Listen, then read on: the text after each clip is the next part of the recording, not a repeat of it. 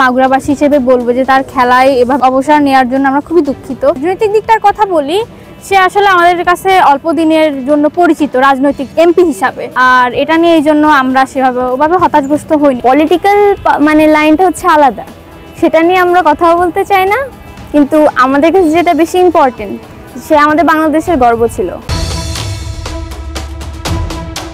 গেটে তালা ঝুলছে, চারপাশে শুনশান নীরবতা, নেই রাজনৈতিক দৃশ্যপট, বাড়ির লোকজনও দিয়েছে গা ঢাকা। ক্রিকেটার সাকিব আল হাসানের বাড়িটি যেন হয়ে পড়েছে তার মতোই অসহায়। সব আছে কিন্তু শান্তি নাই।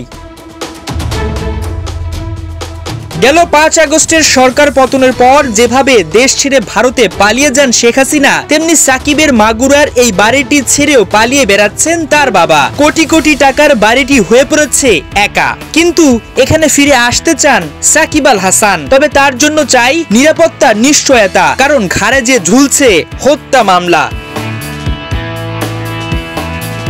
রাজনৈতিক ক্যারিয়ার মোটে 9 মাসের, না চাইতেও ছাড়তে হয়েছে সংসদ সদস্যের পদ, কিন্তু ক্রিকেট ক্যারিয়ার সেটা তো প্রায় 1.5 যুগের, যা সাকিব চাইলেই টেনে নিতে পারেন অনেক দূর। কিন্তু সমসাময়িক কিছু বিষয় তাকে যেন এখানেও ইতি টানতে বলছে। তাই তো চাপে হোক কিংবা অভিমানে ড্রাইভিং সিট থেকে সরে যাচ্ছেন টাইগার অলরাউন্ডার। ঘোষণা দিয়েছেন টেস্ট ও টি20 থেকে সরার। এই নিয়ে বিশ্ব ক্রিকেটে যেমন দেখা দিয়েছে মিশ্র প্রতিক্রিয়া, তেমনি তার এলাকা মাগুরার সাধারণ মানুষও বলছেন রাজনীতিবিদ নয়, সাকিবের পরিচয় হোক ক্রিকেটার সাকিবে। সব ভুলে অবসর থেকে সরে আসার সিদ্ধান্ত নিতে সাকিবের কাছে অনুরোধ জানিয়েছেন তারা। মাগুরাবাসী হিসেবে বলবো যে তার খেলায় এভাবে অবসর নেওয়ার জন্য আমরা খুবই দুঃখিত, এবং তাকে দেখে যারা অনুপ্রেরণা পেত তারা কিন্তু হতাশা হয়ে যাবে, কারণ আমরা কিন্তু জানতাম না, এটা আমাদের আশা ছিল না যে উনি এত দ্রুত অবসর গ্রহণ করবেন। আর যদি রাজনৈতিক দিকটার কথা বলি, সে আসলে আমাদের কাছে অল্প দিনের জন্য পরিচিত রাজনৈতিক এমপি হিসাবে, আর এটা নিয়ে এই জন্য আমরা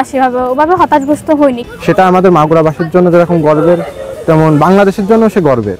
কিন্তু মাগুরাবাসীর প্রতি মাগুরাবাসীর একটা ক্ষোভ আছে তার প্রতি, একটাই যে সে মাগুরাবাসীর সাথে ওরকমভাবে মাগুরায় এসে ওরকম খুব কম আসতো এবং আসলেও খুব কম মেলামেশা করতো। এটা আমাদের জন্য একটু ক্ষোভ।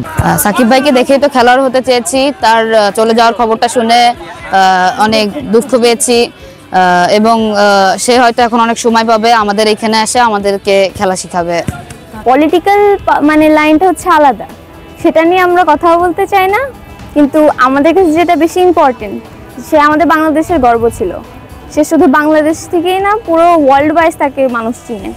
তো তার যাওয়াটা অনেক ফ্যান্সদের জন্য একটু দুঃখজনক। মাগুরার মতো পুরো দেশের অধিকাংশ মানুষই চায় দেশে ফিরে আসুক টাইগার অলরাউন্ডার, লম্বা সময় ধরে খেলুক ক্রিকেট। কিন্তু পরিস্থিতির কারণে বাস্তবে সেটা বেশ কঠিন নাম্বার 1-এর জন্য, কারণ বিসিবি জানিয়েছে নিরাপত্তার ব্যাপারটা তাদের হাতে নেই। তাই এখন দেখার বিষয় সাকিব কি কানপুরে টেস্টে ইতি টানছেন নাকি মিরপুরে। পুরো বিষয়টাই নির্ভর করছে তার সিদ্ধান্তের উপর।